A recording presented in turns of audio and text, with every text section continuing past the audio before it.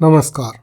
जब अपनी जान बचाकर आई 32,000 लहूलुहान शरणार्थियों के बीच महात्मा गांधी और जवाहरलाल नेहरू पहुंचे तो वहां स्वागत नहीं बल्कि नफरत और चीखों का सैलाब था। क्या आप जानते हैं कि क्यों उन बेबस लोगों ने अपने ही देश के सबसे बड़े नेताओं को घेर लिया था? दिल्ली के पुराने किले में मुसलमान लाशों को दीवारों के बाहर क्यों फेंक रहे थे?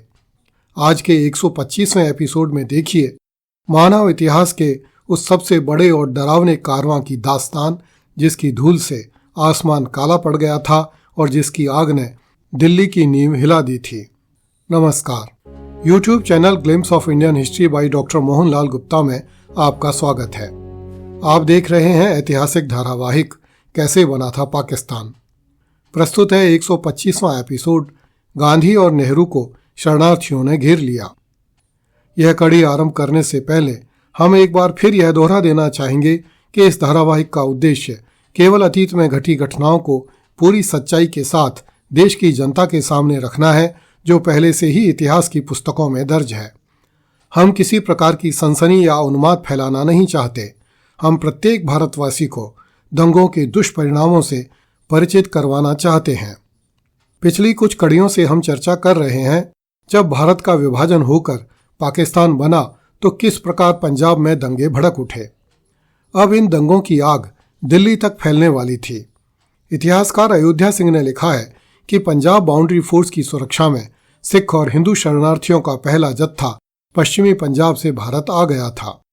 ये पंजाब के लगभग 100 गांवों और शहरों से आए थे तथा इनकी संख्या लगभग 32,000 थी। ये लोग विभत्स अत्याचार और अपमान सहन करके जान हथेली पर रख के भारत आए थे और उन्हें दिल्ली से 120 मील के फासले पर धूप और धूल के बीच भारत के प्रथम शरणार्थी शिविर में बसाया गया था।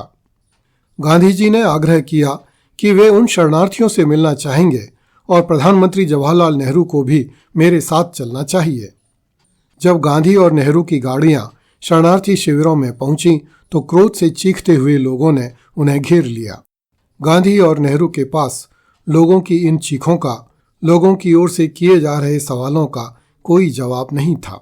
वे अपना सा मुंह लेकर लौट आए।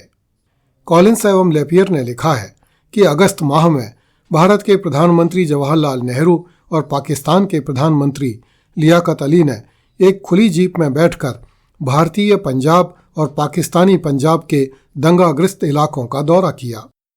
गांधी जी को पंजाब जाने का समय ही नहीं मिला। वे दिल्ली छोड़कर कलकत्ता चले गए। घृणा और हिंसा की महामारियों का रोगाणु भारत की राजधानी दिल्ली तक पहुंच चुका था। उधर गांधी जी ने कलकत्ता में अपना उपवास तोड़ा और इधर दिल्ली में आग सुलगनी शुरू हो गई।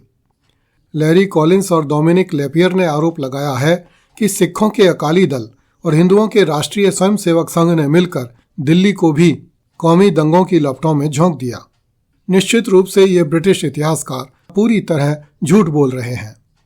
सिखों के अकाली दल और हिंदुओं के राष्ट्रीय स्वयंसेवक संघ ने दिल्ली को कौमी दंगों की लपटों में नहीं झोंका था, अपितु जो लोग पाकिस्तान से लुट पिट कर आ रहे थे उनके घावों पर मरहम लगाने का काम किया था। लैरी कॉलिंस और डोमिनिक लेपियर आगे लिखते हैं कि दिल्ली के मुसलमानों को, जिनमें से अधिकांश अब पाकिस्तान चले जाना चाहते थे, ऐसे शरणार्थी शिविरों में बसाया गया जो हिंदुओं और सिखों के आक्रमणों से तो बचे हुए थे, किंतु उस गंदगी से नहीं जिसके कारण बीमारियां उत्पन्न हो रही थीं और लोगों की जान ले रही थीं। हुमायूं के मकबरे और पुराने किले में 1.5-2 लाख मुसलमान शरणार्थी बसाए गए। वे इस हद तक डरे हुए थे कि अपने मृतकों को दफनाने के लिए भी उन दीवारों से बाहर नहीं निकलते थे, अपितु लाशों को ऊंची दीवारों से बाहर की तरफ गिरा दिया करते थे, जिधर गिद्धों और कुत्तों द्वारा खा लिए जाते थे। इस बीच गांधी जी कलकत्ता से फिर दिल्ली लौट आए। दिल्ली में ज्यों ही गांधी जी का आगमन हुआ, मुसलमान शरणार्थियों में नई जान पड़ गई।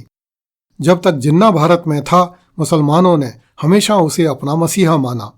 अब जिन्ना पाकिस्तान चला गया था और मुसलमानों ने उसके राजनीतिक दुश्मन गांधी जी को अपना मसीहा मान लिया था।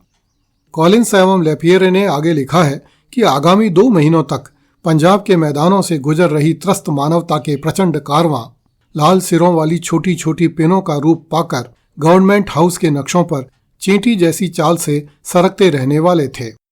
पिनों के वे जरा जरा से लाल सिर भयंकरतम मानव पीड़ाओं के प्रतीक थे। ऐसी पीड़ाएं कि जिन्हें मनुष्य सहन नहीं कर सके, लेकिन जिन्हें मनुष्यों ने ही सहन किया। शरणार्थियों की समस्या दुनिया में समय समय पर पैदा होती रही है, जिसके कारण अनेक असाधारण और अविस्मरणीय दृश्य सामने आए हैं।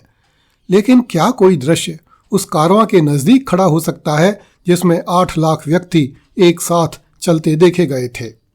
भारत विभाजन का उपहार वह कारवां मानव इतिहास का सबसे बड़ा कारवां था, जिसकी प्रचंडता की कल्पना मात्र से दिल बैठने लगता है।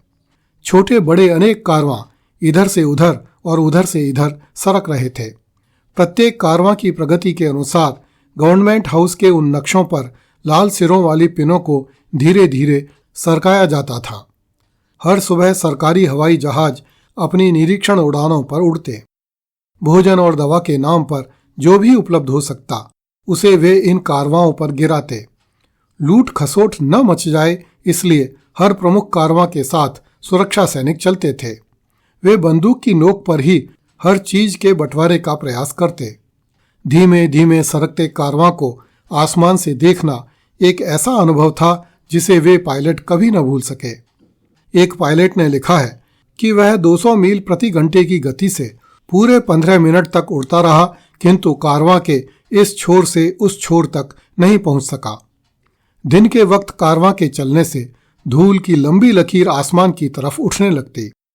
हजारों गाय भैंस बैलगाड़ियां और ऊंट गाड़ियां इन कारवाओं के साथ चलती और धूल उड़ाती।